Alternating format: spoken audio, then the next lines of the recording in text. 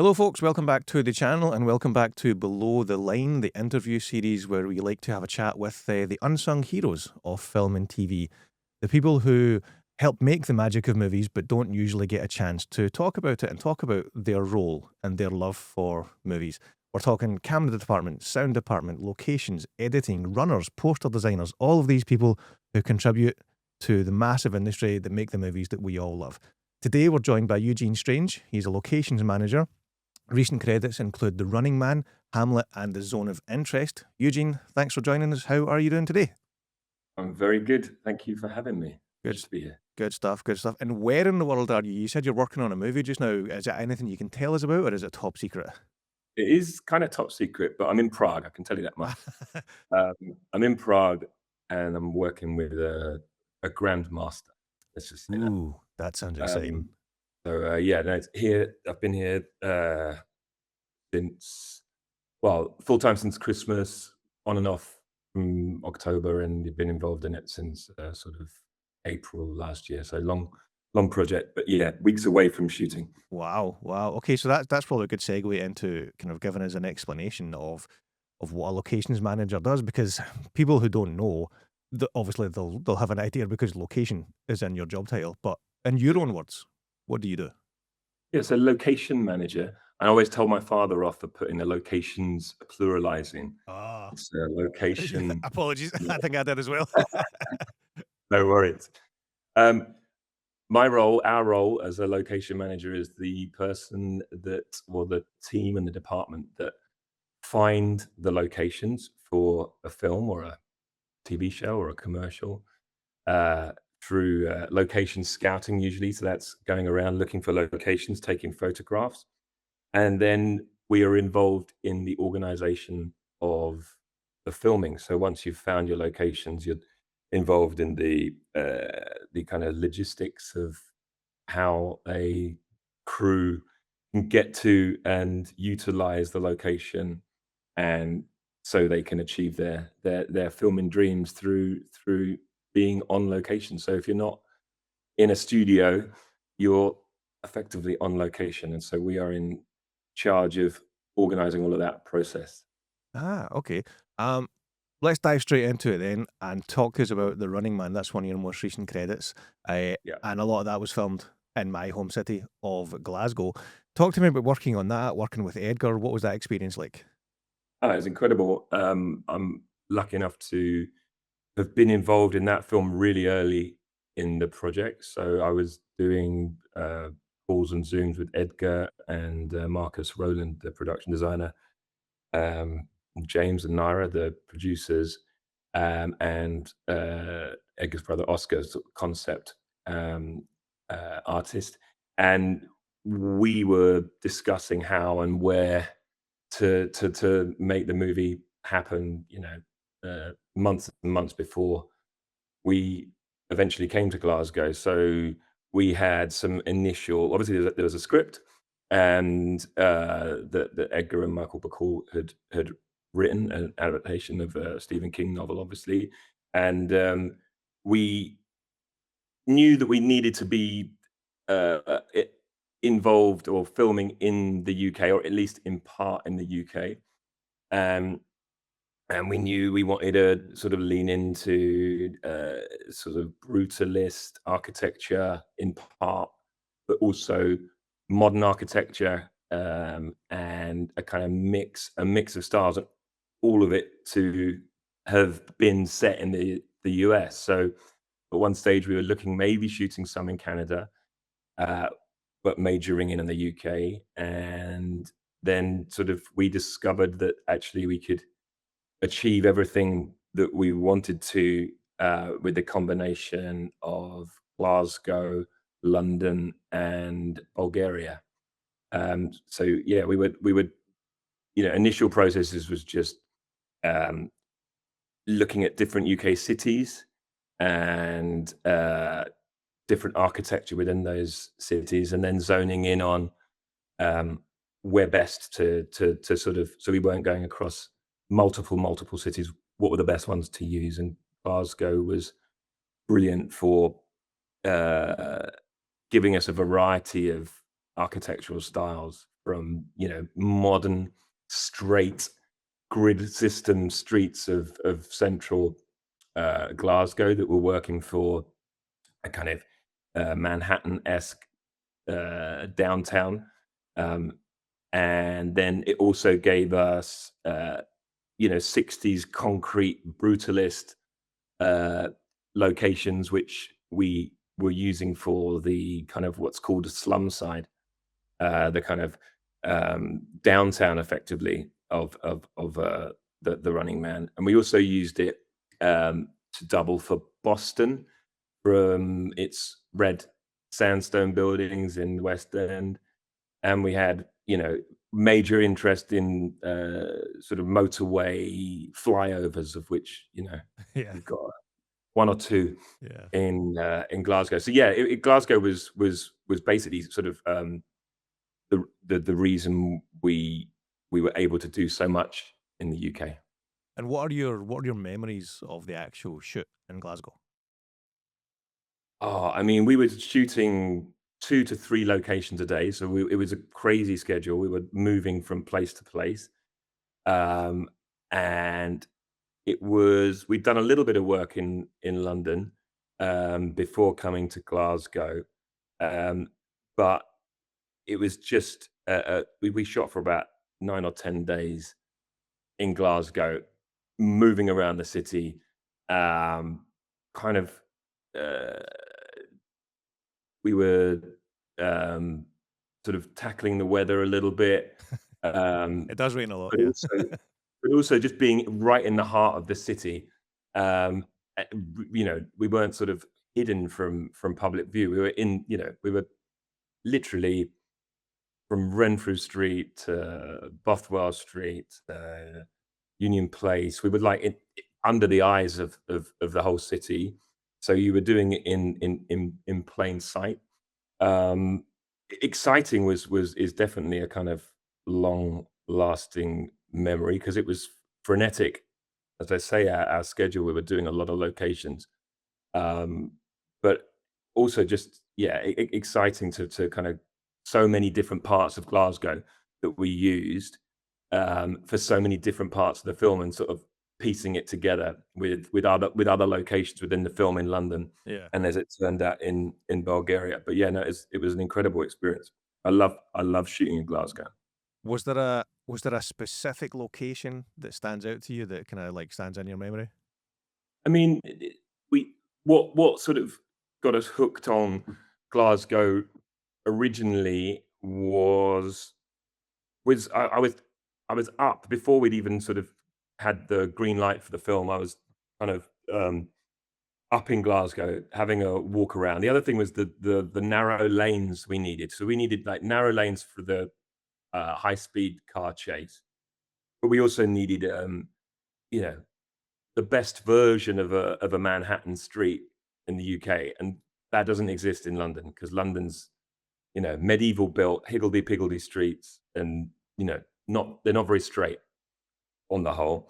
Um, and I was just walking around one evening in Glasgow, and I hit sunset on Bothwell Street, and it was a beautiful evening, and the sun was barreling down Bothwell Street, and it was reflecting off this sort of mirrored building. This kind of feels like a postmodern mirrored building.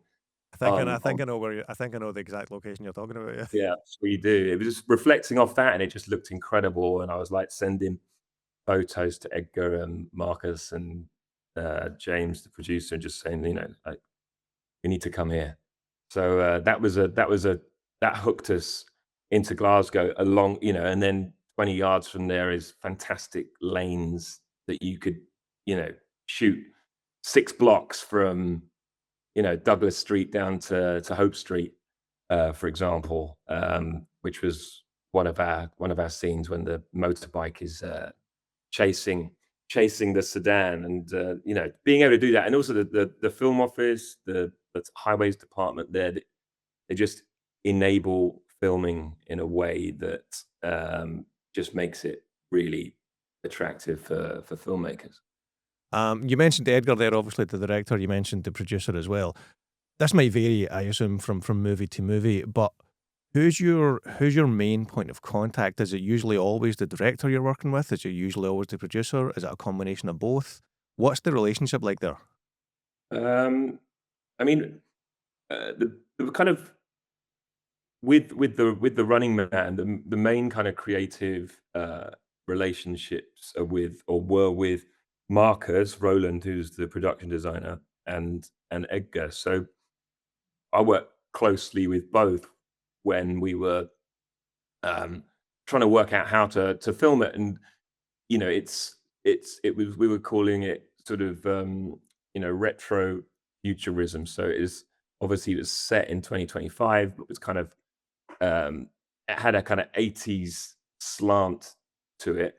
And we were just trying to work out how best to tell that tale through locations and the kind of like the heart of a frame that would be a real location, and as much of that as possible to be a real location, with then augmentation from visual effects. So visual effects were obviously, really important in it. But as a location person, the aim is to have as much of the frame as possible as on a real location, and then VFX would augment that. But yeah, the relationships with Edgar and Marcus are the most uh, sort of critical for me, and also the most rewarding, because it's you know you're trying to uh, give give ideas and contribute to that process through your location. So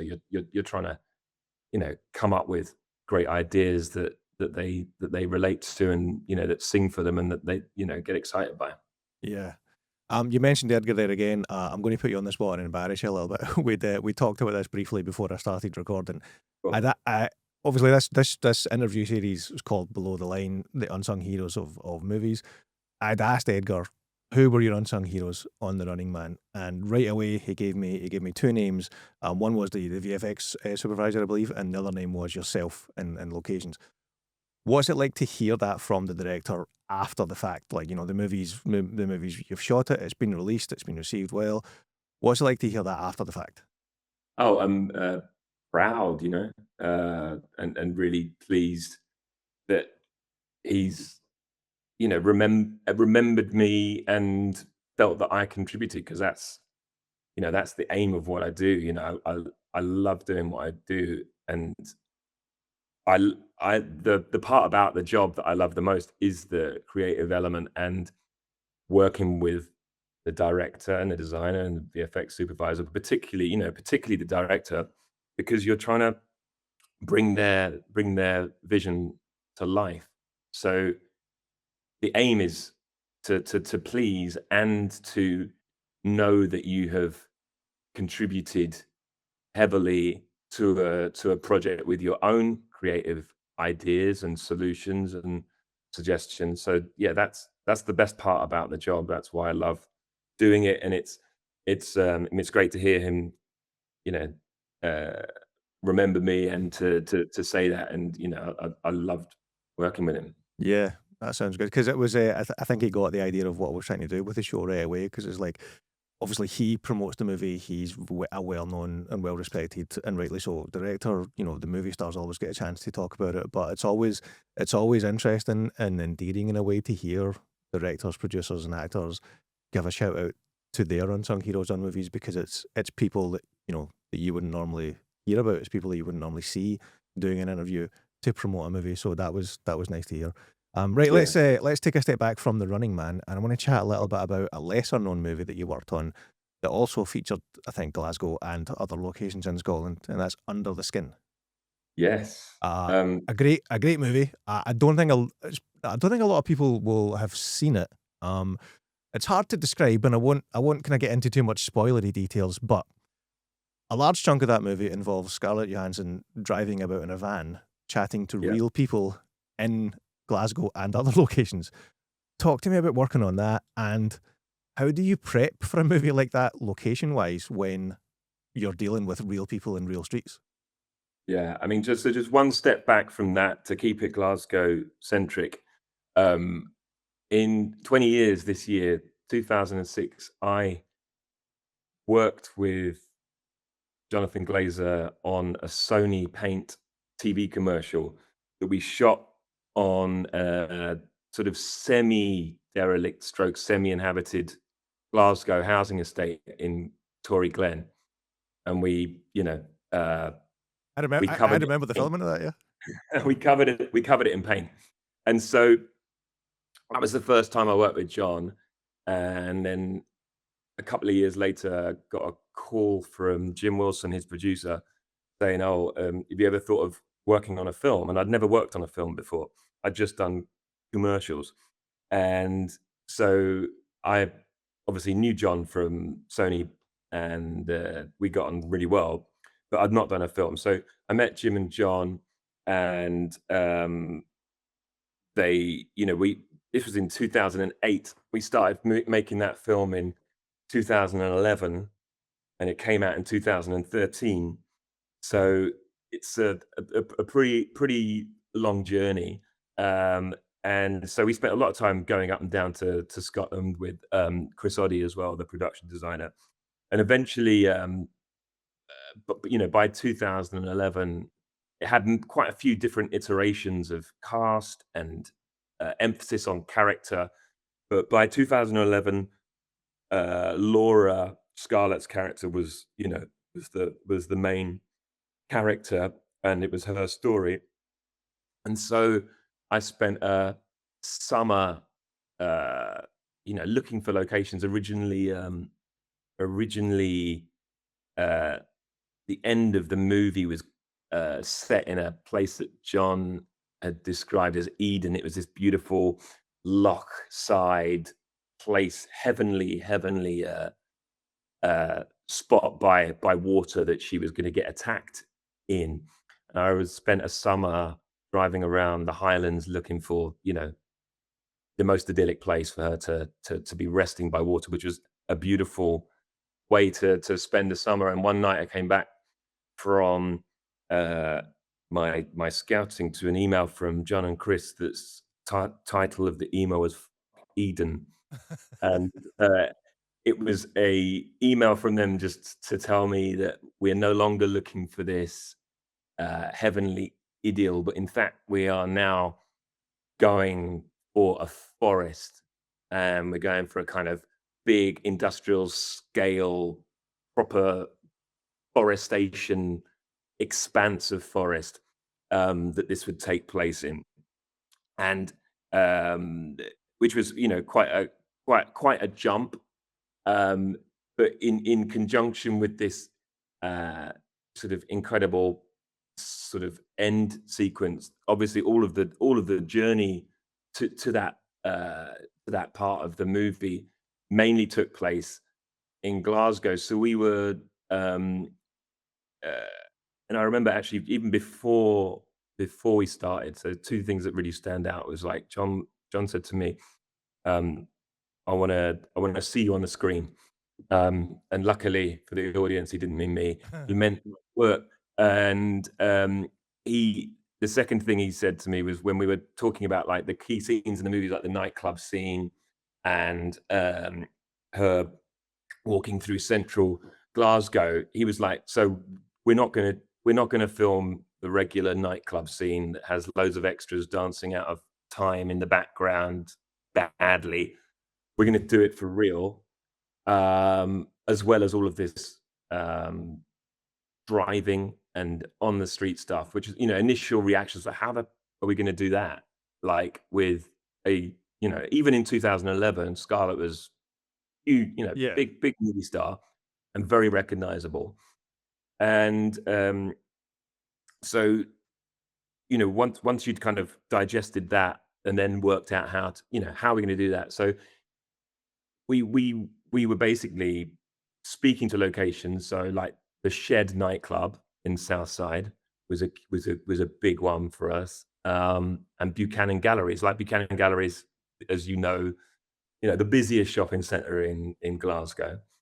And My you first know, ever job was in Buchanan Galleries. was it Yeah.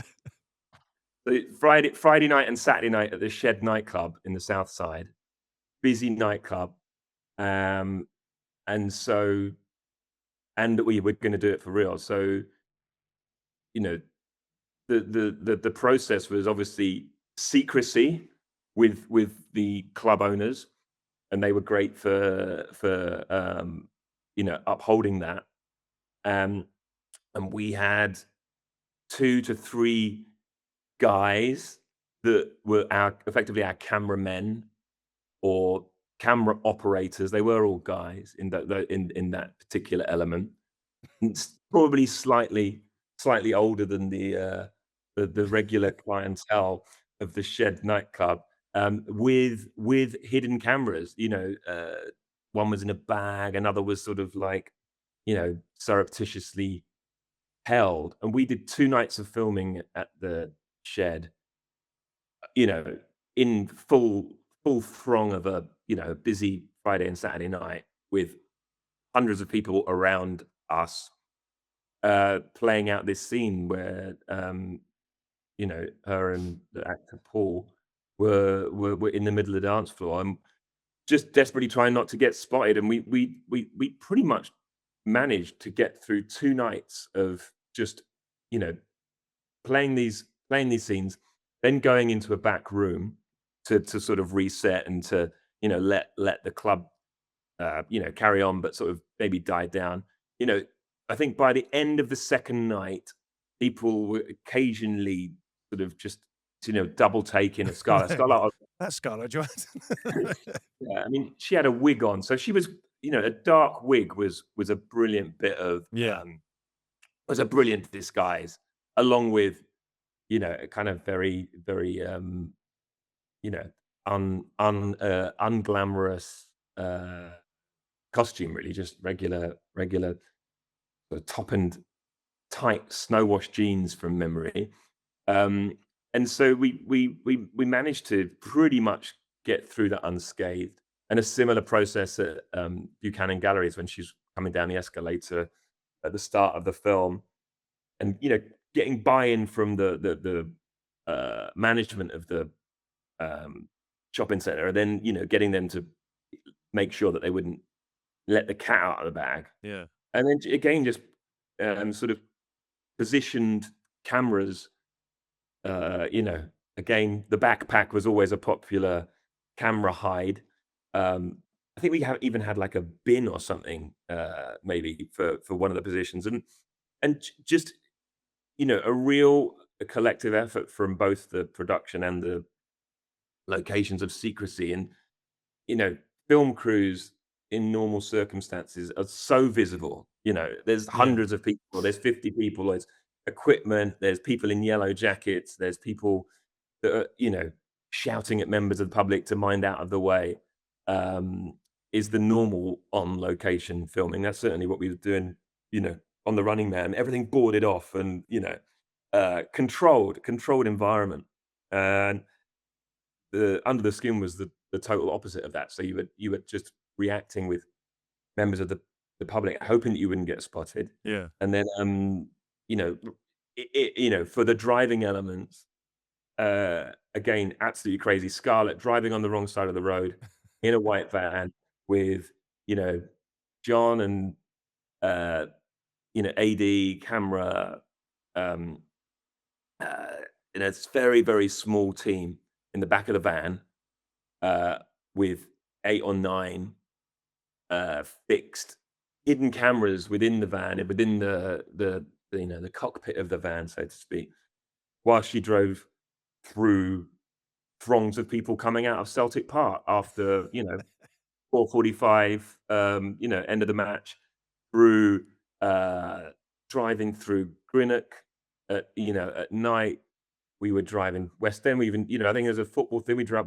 We based in the Ibrox at one stage. We were picking up people that, unknown to them. They, you know, she would pull over and start talking to them, and they couldn't believe what was going on. It was like a really, attractive woman. None of them spotted her as Scarlett. It's just like, who's this girl with an English accent, driving this white van? and speaking to me Yeah. on the side of the street, "Get in." Um, so it was crazy, and that that was genuinely what happened. Some of those people were in the film, and then they'd drive around with Scarlett for 5 minutes. She'd drop them off, and then um, we'd have another sort of AD team, like assistant director team, that would be on the street that would run after this person that's probably in a bit of a daze, like wondering what the hell's just been happening, with a bit of paper for them to Yeah. sign. Hey, you've just been in the van with I think we'd actually tell them who they were so that they'd sign, like, "You've just Yeah. been in the van with Scarlett Johansson." They'd be like, Do you want to be in the movie? exactly, they were disbelieving on the whole. But yeah, everyone pretty much signed. That was the whole thing with the filming thing. You had to get that permission Yeah. signed, so you had the ability to show this, sequence that you just shot in Yeah. the film. Was there any massively like negative reactions to anyone who got in the van for like for the 5 minute drive filming session that you can think of? No, no, because I mean, her character is picking up men, by the side of the road. That's what she feeds off. Yeah. So, you know, no man was unhappy with being pulled over by Scarlett Johansson in the making of this film. That's a good line. That's a good line. It's just, and even though I've seen the movie, and even though I know how it was filmed, and most of what you just said there, it's so bizarre to think, because I grew up in the south side of Glasgow as well, so I know the Shed nightclub very well. Like I said, I know Buchanan Galleries very well. It's so bizarre to think Scarlett Johansson was in the Shed nightclub for a couple of nights, secretly filming a major movie. I think Yeah, a lot of people who might watch this who maybe not even heard of this movie, they'll be like, "Wait, what? Scarlett yeah. Johansson?" And because what was that, 2010, 2011 it was filmed? Yeah, 2011 we shot that. Yeah, I So, think a lot of yeah, people will be like, "I did not know that happened." So that's yeah. It that's was such a, from a behind the scenes movie fan point of view, that's such a unique story to hear, like the yeah, making of that it movie. Yeah, was special. It was yeah, special. No, I mean, like, without overdoing it, Glasgow's like a real like my cinematic home, after just finishing Running Man, having done, Under the Skin and, that initial job, spending a summer on an estate in Tory Glen, yeah. definitely, got a special place in my heart. I want to touch back briefly on The Running Man as well. You, as I said, Edgar mentioned you as one of his unsung heroes on that. Who obviously, every department has lots of people working for them, working with them. Who are your unsung heroes on the movie? Oh, Glasgow-based, Barry Laird was my sort of lead location manager, and a team. He had a team of Ross Aitken, Kia Fraser, Stefarino, and Sam, and Simon Price, Evie Harkins. Um, those were, you know, uh, key members of the team. Um, so they were definitely unsung. And then we brought up to Glasgow and just generally through the London and Bulgaria sections. Ben Firminger was like my, you know, right hand and was brilliant to work with. Ben Lee, Emily Hoy, Jamaica Radcliffe. Uh, yeah, and So it's a whole team. It's a whole team of people. a whole team. Um, and those are the unsung uh, heroes of they're my heroes, Good stuff. sure. Good to hear. Good to Um, hear. yes, and it was it was great to work with them all because you are totally unable to do it all on your own. A good location department, people don't really, it's the kind of thing you don't really notice if it's running well, but you certainly notice when it's not. Yeah. And particularly in Glasgow, we were closing down, like I said, big swathes of the city.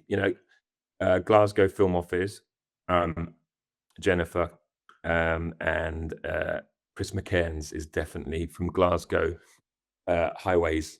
He's my unsung hero as well. Good stuff. Good stuff. Yeah. So you mentioned earlier on about like one of the unique things about Glasgow is the motorways, the highways that go through it. Billy Connolly, the comedian, I think had a great sketch many, many decades ago. Says like most metropolitan cities around the world, their motorways, their highways, they go around the city. Glasgow Yeah. is like, no, no, straight through the middle. It's true. And that It one's really it really it literally been is. dug Yeah. into. You know, it's like I live in a little suburb about 25 minutes outside of Glasgow, but it's great. Like, you know, Edinburgh, the motorway goes around the city. Yes. Glasgow, if I want to drive into Glasgow city centre, it's a straight road on the motorway, and I'm in the middle of Glasgow. You know, Yeah. the whole, you know, the emissions aspect of it, that's a different conversation to have, but the convenience of that is very good. Yeah, the convenience Yeah. and it's, you You know, mentioned earlier on something that the thing you like most about your job is the creative yeah. aspect of it. That's one of my questions. So I'll go through the question that immediately follows that. What do you dislike most about your job? Um, what do I dislike? I mean, the there's quite a lot of what do I yeah. The, um, I mean, you can say one of nothing. the tell you what I dislike. When, because the location department, are as well as choosing the locations, they are involved in the organizing and the setting of trucks and vehicles, and I'm good with trucks and vehicles. The one thing that really sort of gets my goat is when you arrive on location, normally the first person's question to you is, "Where's the toilets?" So, 'cause we have to, work out where you're gonna put the toilets and organize the toilet putting. So that's something I'm not madly, into. The Uh, glamorous side of movie making, exactly, the kind of deciding where the unglamorous. toilets go.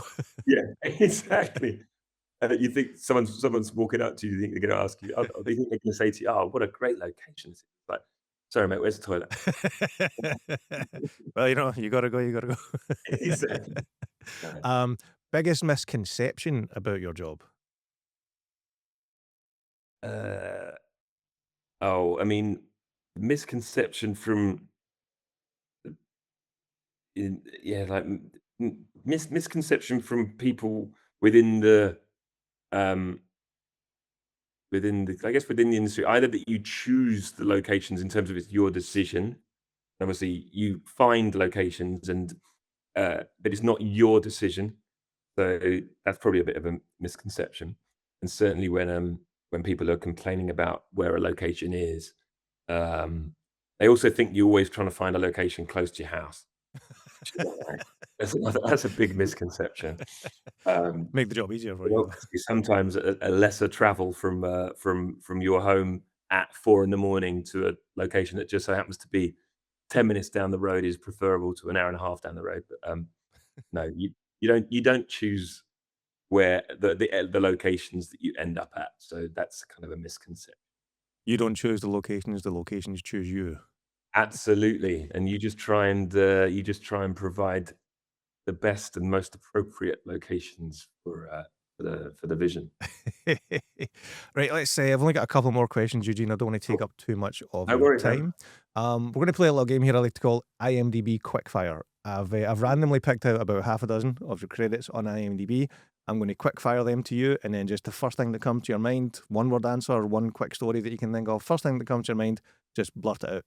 So let's start off with Harry Brown. Okay, first film. How short do you want the answers? It's up to you. First, okay, first film, Michael Caine. Um, you know, very derelict estate in London and off the Elephant and Castle. And just yeah, just great, great to get the opportunity to work on the film. So, as I said before, Under the Skin was meant to be my first film, but it took a while to get going, and I managed to actually do another film beforehand, which is probably a good thing. So I had at least experience. But yeah, no, amazing experience to A, work with Michael Caine, and B, do and I love Plan B as well. Um, so yeah, I was a big fan of his, and obviously Daniel Barber and Matthew Brown giving me that job were instrumental for me, carrying on making films. Cuban Fury. I saw you had James Griffiths on recently, and who's lovely, and I really enjoyed working on that. Funnily enough, so um, I met, I did Under the Skin, and Jim Wilson, the producer, who's probably, I call him my 10% because he's got me quite a lot of work over the years. Um, and he was a producer on Shaun of the Dead, so he knew Edgar and Naira and James, and he got me he put my name forward when Edgar was making World's End. So I met Edgar for World's End. Didn't get given the job, but it kind of a you know enabled me to meet Edgar, and we had a good chat. But also James and Naira, who were making at the same time, he called me like a few weeks later, James, to say, "Oh, sorry it didn't work out on World's End, but we're making this movie that James Griffiths is directing with Nick Frost called Human Fury, and do you want to do it?" And it's like, "Yeah, yeah, absolutely." That's a Um, good sales pitch. yeah, exactly. So no, I love working on that. That was, great to work with those guys, and that that sort of started my relationship with James and Naira, and working with those guys, which is how they still remembered me for Running Man. Yeah. Hamlet. Uh, yeah, which came out a week or so Yeah, ago. just last week, yeah. Yeah, I mean, brilliant experience. Love Anil Karia, the director. Again, working with Chris Oddy, the production designer. So that I've done, I think, 1, 2, 3, 4 movies with Chris. So Chris is like my sort of long-standing creative partner that I love working with. He's done both of John's movies that I worked on, and Hamlet, and King of Thieves. And Hamlet was, I love Riz in Four Lions, and Yes. have been a long-standing admirer of him. And again, that's a Jim Wilson movie, so that was great to work with Jim again. And yeah, just the sales pitch of they used to call it the Brown Hamlet, or they used to kind of have this idea of this, you know, Hamlet being not just this kind of sort of, I guess, kind of traditionally old-fashioned and slightly, uh, I guess, fuddy-duddy um, versions that had been done on the stage or in previous movies, and just to really update it and to set it in this South Asian London environment, and also tying it in with, property developers and the kind of haves and have-nots, and the kind of, the great divide Mm. that, is forever growing. And again, being involved really early in that process, and having an ability to shape the world where that was set, um, was fantastic. Like, for example, um, in the original version that we had, uh, the sort of wedding scene was set in a kind of London hotel, like a big kind of old fashioned, like Oh. a Savoy or a uh, yeah, it was set kind of in, actually it was set in the Dorchester. Um, and then we were looking at London hotels, which were really restrictive and really expensive. Yeah. And then also to shoot in central London comes with a load of additional costs of where you put everyone, and in central London, everything's 10 grand. Yeah. Even if you just want to put a few people in a room.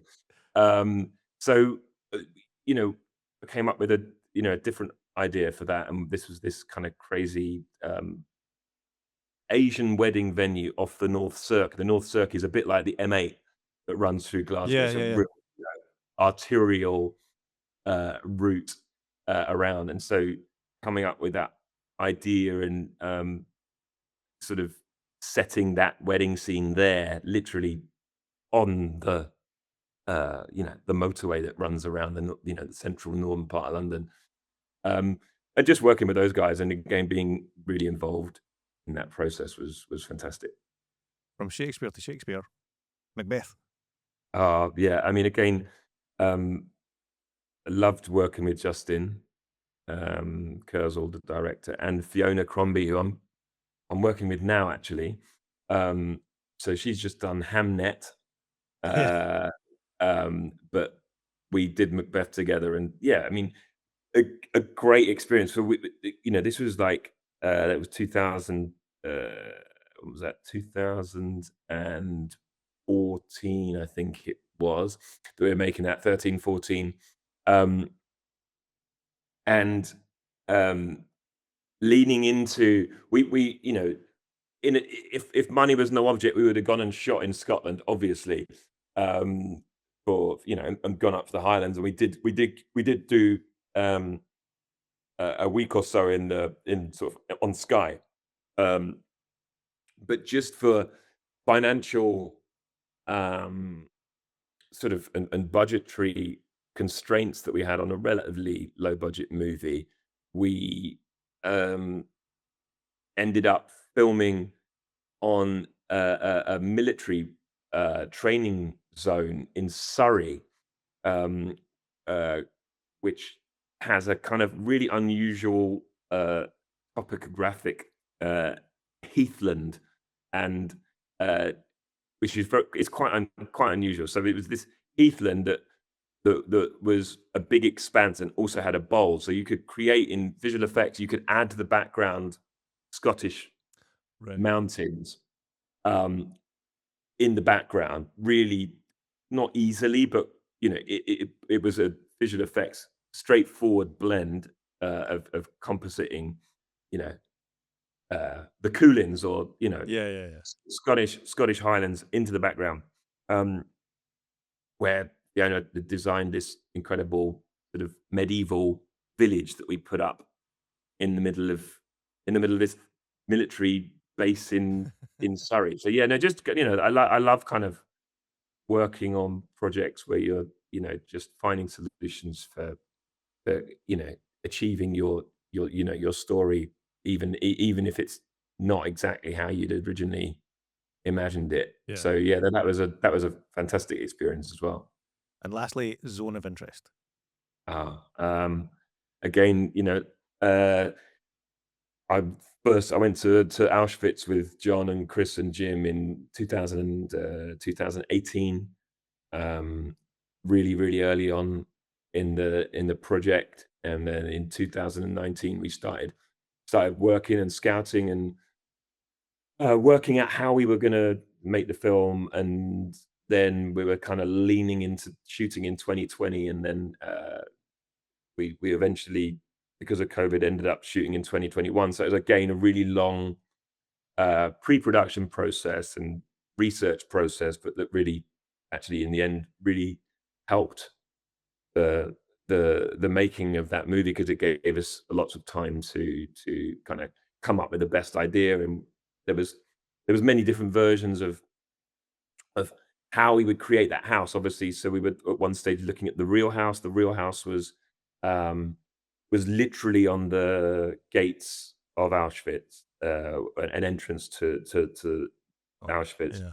Um, and at one stage, we were going to build this house on another side of Poland, because it was a place that was uh, I guess clear of many modern modern elements that we needed, because it was a period set movie. But we then sort of circled back to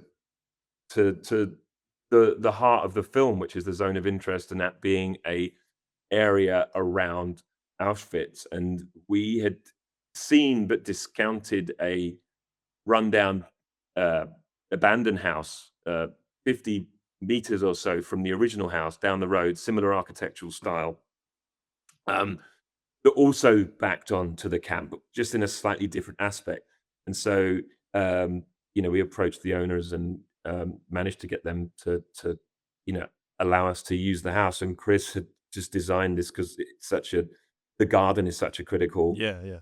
um, piece of the film. And Chris landscaped and designed this incredible garden, abundant with flora and fauna, but in the background was the camp. And so you could see it, you could sense it. It was, all around, which just made for a, I think a very unique experience for everyone. And then the whole, again, classic John.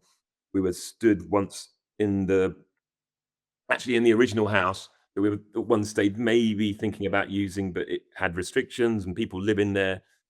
John was like, "Oh, look, man, period movie. That's just the primer. It's not, there's so much more to Yeah. it than just this period film." Was when he first this sort of discussed and started talking about how we were going to shoot it, and this hidden camera idea that probably started on Under the Skin, and setting these cameras in the house, and you know with the actors, kind of un un unattached to the conventional method of being surrounded by crew and people measuring focal lengths. And uh we sat them in this, they were sat in this house that we had rigged all of these cameras to. And John and the team would be in a kind of in a container in the garden watching 10 screens at once as the action all played out. And so, um, that was in itself just a, incredible experience. And, working with John is always a dream. And, the opening scene of the film, which is on this lake. And so I was, traveling around Poland looking for this absolute, you know, uh, idyllic lake, and didn't get an email this time with, curse words in it.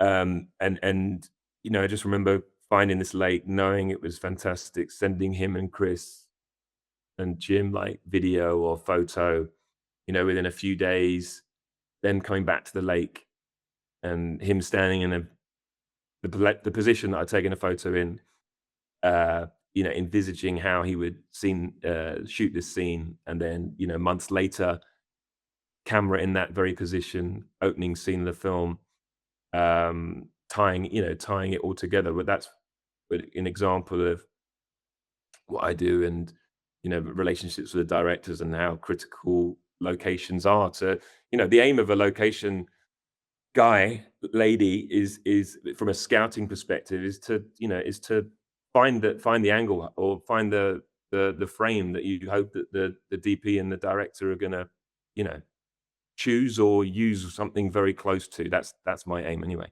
So yeah, incredible experience, and you know, uh, one never to be forgotten. Yeah, I can imagine. I can imagine. An incredible film.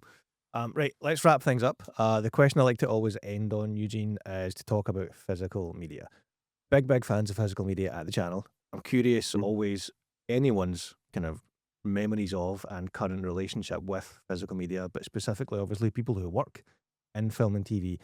So, multi kind of pronged question. Do you remember what your first VHS or your first DVD was? And what's your relationship like to physical media now?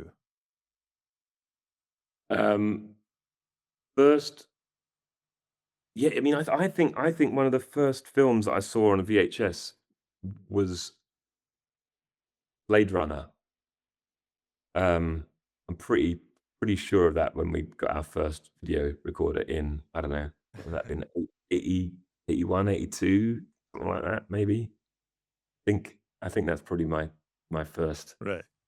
Um, it was great getting a video, because our TV was shocking, and it used to have a aerial that was a coat hanger hanging out the back of it. I So remember those, yeah. normal television was crispy, to say the least. So a video that didn't have lines through the center of the screen was a revelation. And then so fast forward to today then. Is physical media something that's still part of your life, both as a film fan and as someone who works in movies, or have you moved on from it? Yeah, I mean, uh, does a camera count as physical media? More talking about As like like collecting movies, like on DVD, Blu-ray, 4K discs, things like that. Yeah, I mean, the last thing that I mean, I always try and buy a film when I'm downloading, but that's not physical. The last movie that I bought, I think, was probably something for my son.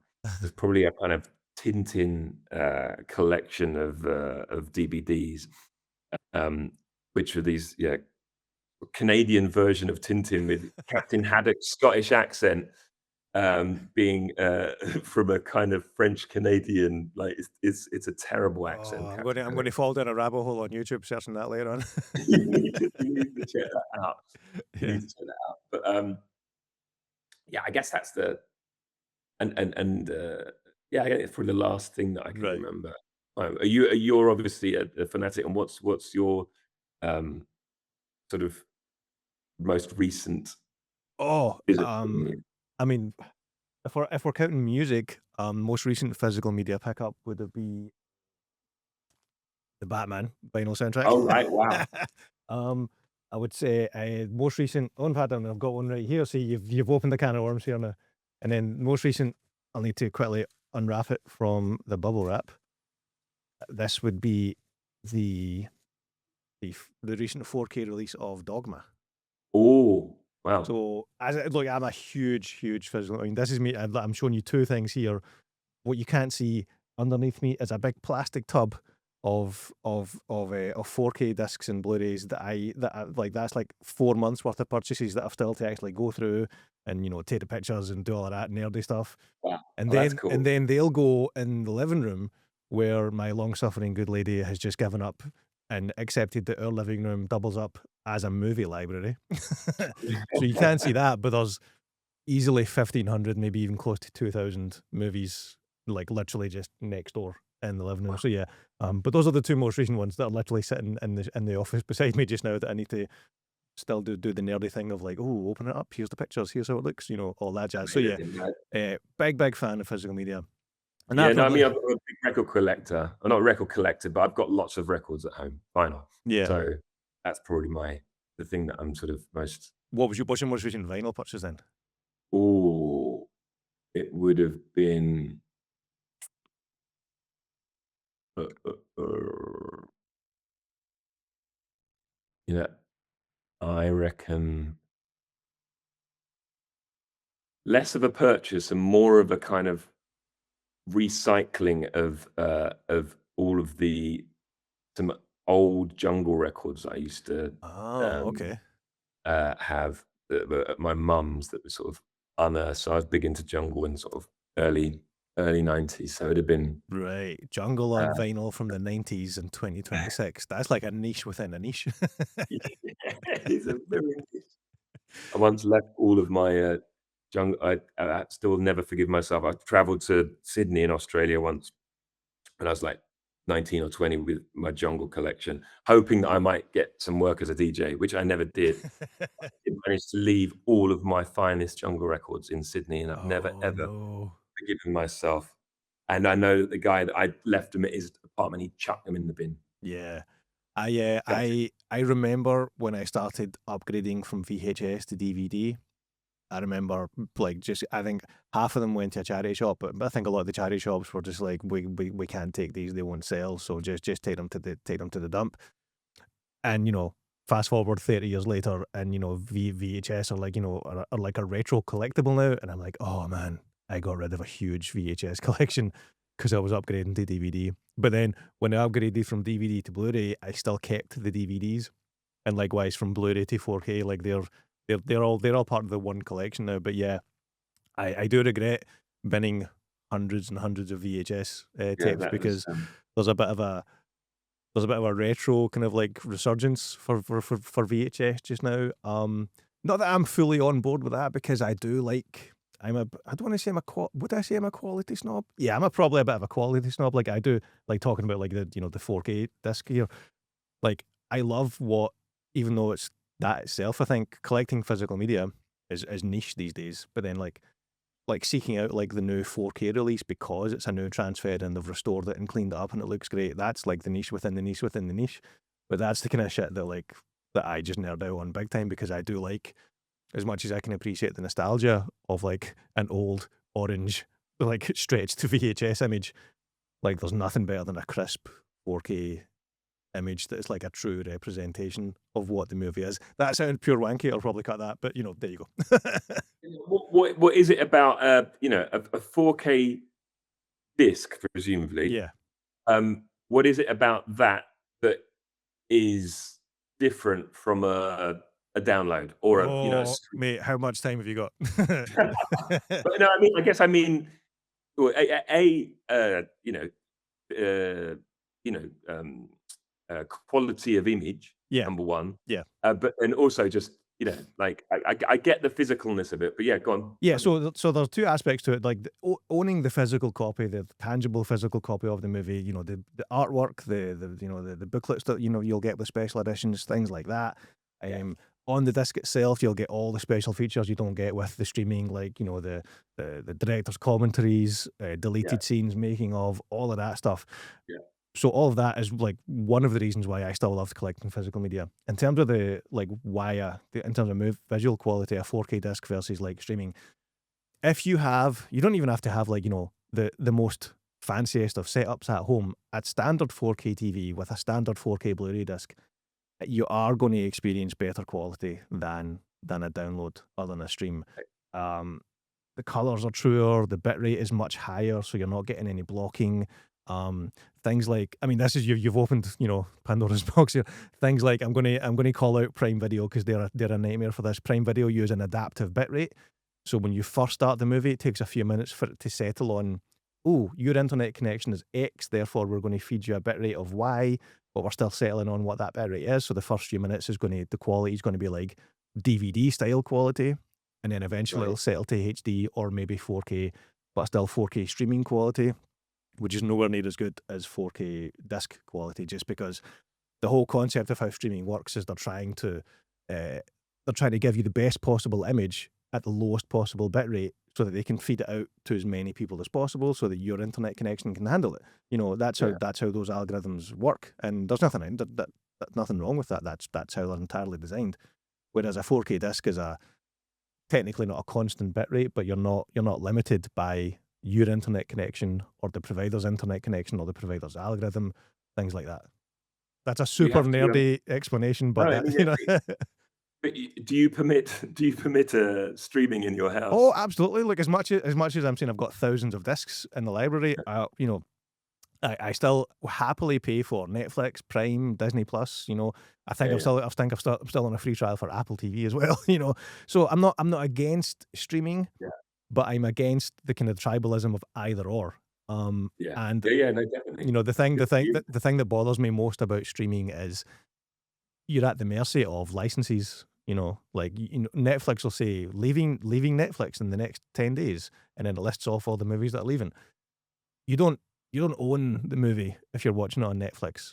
Even Netflix originals and Disney Plus as well. Disney are quite notorious for this. Like they'll, based on various contracts and licensing and fees that they'll need to pay, even their original content. The Willow TV series, for example, you can't watch that because they've taken it off because it didn't do as well as they'd hoped. And I think if they leave it on, they need to keep paying, usage fees and license fees and whatnot, kind of like residuals, for lack of a better phrase. So they just take it Yeah, off the service. That was never released in physical media. You cannot watch that unless you find somewhere to watch it in a less than legal fashion. You cannot access that TV show at all, which is a shame for anyone who wants to watch it. But it's a shame for the people who worked on it, the people who acted in it. Like they can't show that work anymore because physical copies were never made and the streaming service have taken it off because of like boring accounting reasons.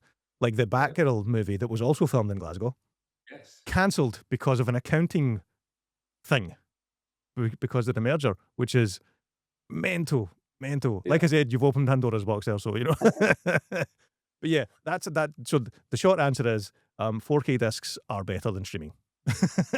But I don't hate streaming, but 4K No, discs are better. I mean, definitely, I agree.